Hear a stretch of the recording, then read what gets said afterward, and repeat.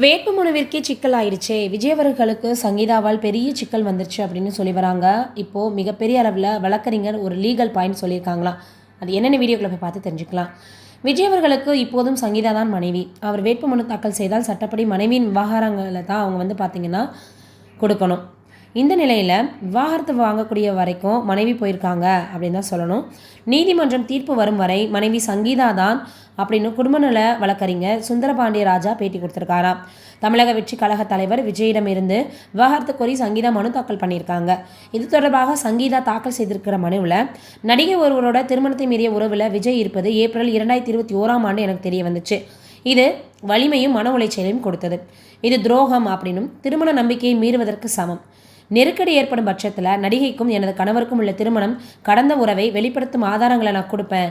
திருமணத்தை மீறி அந்த உறவை தட்டி கேட்டதால் வீட்டில் எனக்கான உரிமைகளை விஜய் நிறுத்திட்டார். கட்டுப்பாடுகளையும் ஏற்படுத்தினார். நடிகையுடன் திருமணத்தில் மீறிய ஒரு உறவை வச்சிருந்தார். இது எனக்கு 2021 ஏப்ரலில் தெரிய வந்துச்சு. நான் இதை கண்டுபிடித்த பிறகும் இரக்கமே இல்லாமல் அந்த உறவை தொடர்ந்தார். இதனால் நான் மனதளவில் பெரிதும் பாதிக்கப்பட்டேன். நடிகையுடன் உறவை முறித்துக் கொள்வதாக கூறிய விஜய் திருந்தவே இல்லை. 2021 தொடங்கி என்னை தனியாக வாழுமாறு நிர்பந்திச்சார்.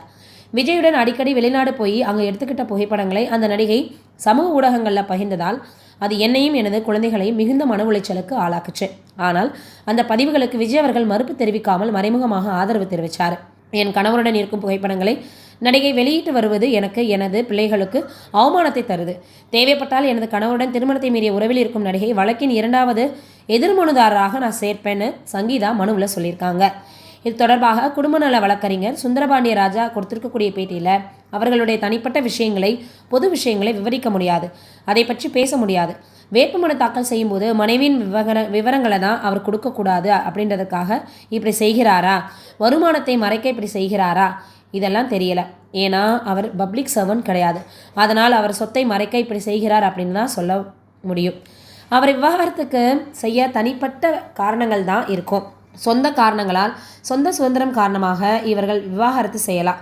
தனிமனித சுதந்திரத்தை கெடுத்துக்கொண்டு வாழ வேண்டாமா அப்படின்னு நினைத்து கொண்டு இவர்கள் விவாகரத்து செய்ய முடிவு எடுத்திருக்கலாம். இன்னும் சொல்லப்போனால் அரசியல் தலைவர்களால் அவர்கள் குடும்பத்துடன் நேரம் செலவிட முடியாது. அதுவே கூட குடும்ப பிரச்சனைக்கு காரணமாக அமைஞ்சிருக்கும். விஜய்க்கு இப்போதும் சங்கீதா தான் மனைவி.